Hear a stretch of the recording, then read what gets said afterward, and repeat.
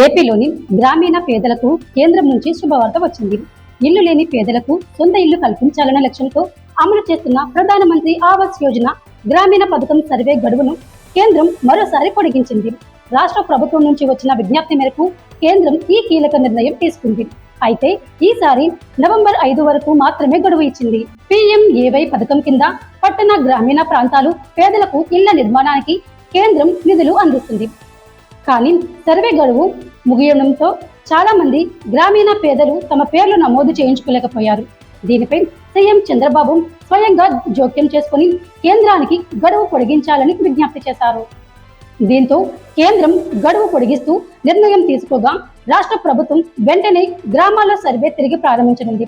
అధికారులు ప్రజలకు సూచిస్తూ ఇల్లు లేని పేదలు తప్పనిసరిగా తమ పేర్లు స్థానిక గృహ నిర్మాణ శాఖ కార్యాలయాల్లో నమోదు చేయించుకోవాలని సూచించారు.